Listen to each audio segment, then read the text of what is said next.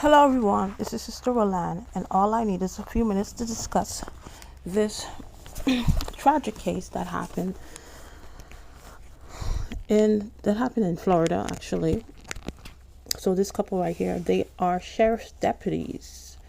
So you have the man is called Clayton Osteen. He was a sheriff deputy, and she was also Victoria Pacheco was also a sheriff deputy. So Clayton took his life on the 31st of December, and 2 days later, his girlfriend, I'm not sure if they were engaged, but she took her life 2 days later. They left behind a young son. And what can we learn from this tragedy for two of these young people? And they were young, they were like 23, 24. They were very young. What can we learn from this tragic situation? Is that I always hear people say, oh, you didn't check on your loved ones. Yes, that's what we need to do. But do you know what to do or how to go about checking to see if your loved ones are mentally stable? Are they fine? Are they not going a downward spiral? Because for you to check up on, you need to be able to read people. Because before somebody, take out themselves, they sometimes, most of the time, they show signs. Number one, they start withdrawing from people, but they have changes in their behavior. Some can be major, some can be subtle. So you would have to be a detail-oriented person where you're able to read people's behavior. And then when you do see maybe a major change, something that they didn't like, they start doing something outrageous, they start getting into. And then this is because most of the time, and another thing, most of the time people don't have that safe space to talk. You're going to check up on your family member.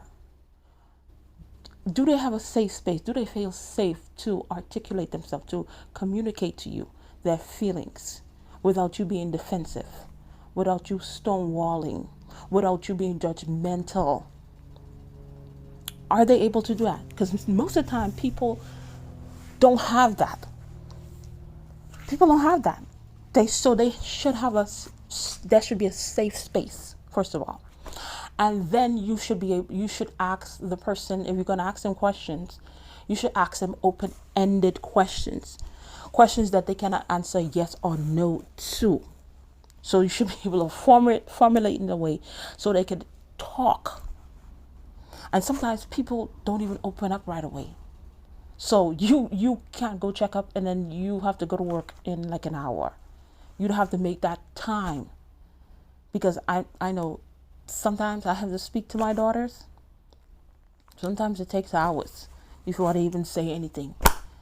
Because going back to that safe space, if the person doesn't feel safe, if they feel they're going to be attacked, they're not going to open up. And then they're going to keep stuff bottled up inside. Just like with men, where I don't let's set the present. I do not condone people taking their lives.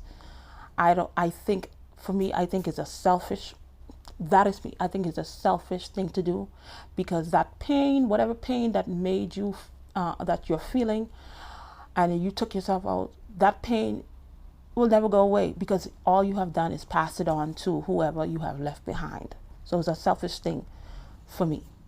That is my opinion, and that's what I think, and that's what I'm going to stick with.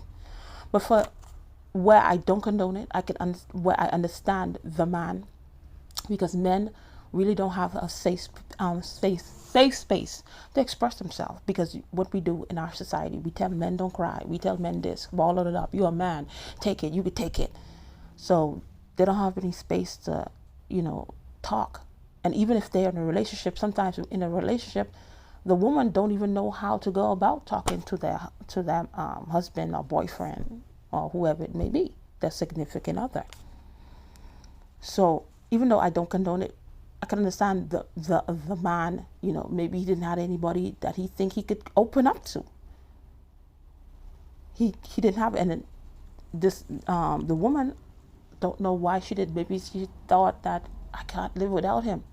But it's obviously the baby that they just had. Though it was said that they were so excited to become parents, but the baby was not enough for them to continue living.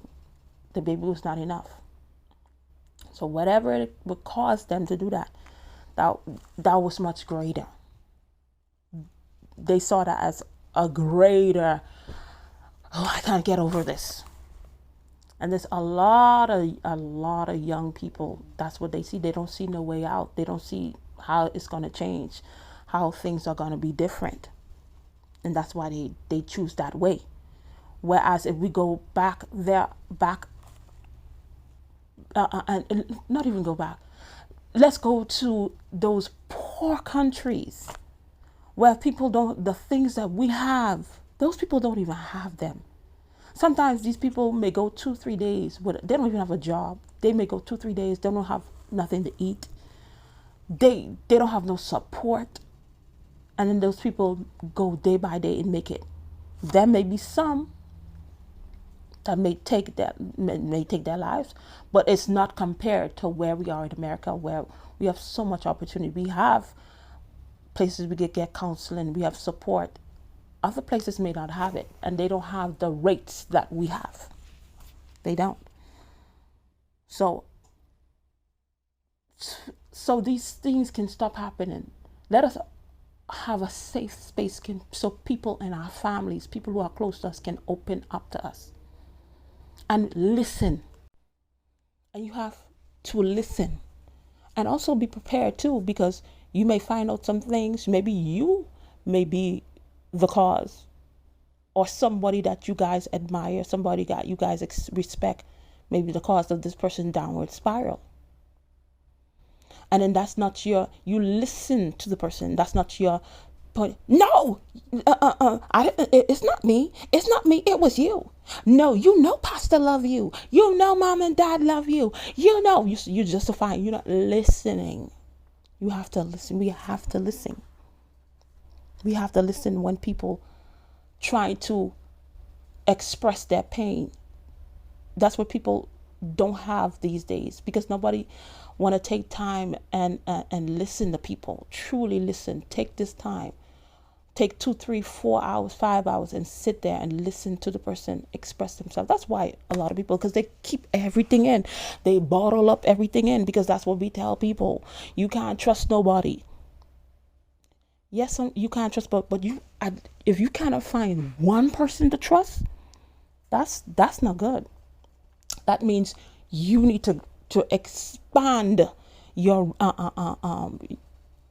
avenues of ways to reach people, of meeting people. Expand your avenues of meeting people, meeting new people, if you're unable to find anybody to talk to. And this is another thing. This is what we do too. Maybe she was she was a new mother, people, or new dad. People may have said, and people always say this, oh, call me anytime, I'll be there. You know, I got your back. You know this, you know that. You know, I got you, girl. You my girl, you my boy. You my dad, you my sister, you my brother. And then when you need that person, they ain't nowhere to be found. People really need to stop that. That's why I stopped doing stuff like that. I stopped saying, I'm going to be there. Call me whenever you want. Oh, no matter, I'll always be there for you. I don't do that anymore, because the majority of the time, 99.9% of the time, every time we say stuff like that, and then when the person really needs us, we are never there. Sometimes we cannot be there because of course, circumstances, but that is why you don't say stuff like that. When the time comes, if you need me, if I'm available, I'm going to be there. But I'm not going to say, oh yeah, because most of the time, it's not that you didn't show up. It's not that, they called you, you wasn't there. You didn't show up. But the fact that you said you was going to be there. And then when they needed you, they couldn't get you. Doesn't matter the reason. Sometimes that's what hurts. You said anytime I needed to talk, I could call you. You'll sit and listen. But when I came to you, I came to express myself to you. You were defensive. You were judgmental. I went out feeling like a failure. So that's most of the time, that's what hurts the person. Like I said, I do not condone people taking their lives. I do not. Because bad times don't last forever. Look at when it rains. It may rain, even if it's a snowstorm, a horrible snowstorm. I mean, everything is covered in snow. It won't last forever. One day, it's going to stop raining. One day, it's going to stop snowing. But most of the time, we do not experience, we do not experience those when things get better, because sometimes we lean on our own understanding. We go our own way. We do stuff, to change it. We don't wait for things to work it out. Some stuff you have to, of course, some stuff you have to put in the work. But for people who thinking about taking their lives, most of the time you do not experience that, things getting better, because you take yourself out. So then you will never know. And then people always sending people who take themselves out to heaven. How are you going to go to heaven? You decided to take your life. I know that's probably a comfort for people. The person is in heaven. That's probably the way a lot of people comfort themselves. But deep down, that person is not in heaven. No. No. Because even there's a certain way a person was living. There's certain stuff that you were doing, and then they may have not taken on their lives. They may have died natural causes, or somebody took them out, and they're not in heaven. God has a standard. God has a standard, just like the judicial system has a standard. The school system has a standard. God has a standard. He does. He has a standard.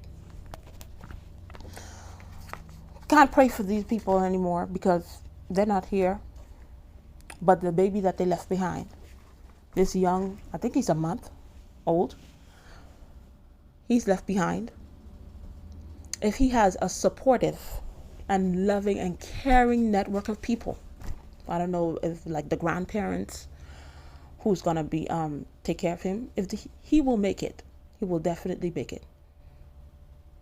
He will make it as long as he has people that do not see him as a burden. Because you might say, oh, that's how that's gonna happen. Sometimes that happens because when you I don't know how old they may be, or whoever's taking care of him, you weren't prepared. You didn't know this is what's gonna happen to you. You're gonna have to be raising your child's child. Some people, it may come to them as a burden. I've spoken to people like that. They are grandparents now. They have to raise that child's child or child's children, because that child don't want to be a mother. That child is in prison, or they are not there anymore for different reasons. But as long as he has a loving, supportive, caring network, he will definitely make it. Though his life started tragically without him even knowing. That's something, hey?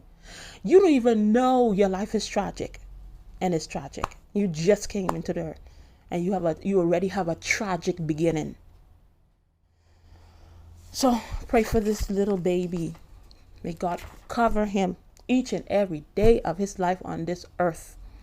And may what his parents could not have accomplished, may this baby, may this when he grow up to be a toddler, grow up to be a young man, until an adult, and may he do great things in Jesus' name. So thank you for watching, and I'll see you in another video. Bye.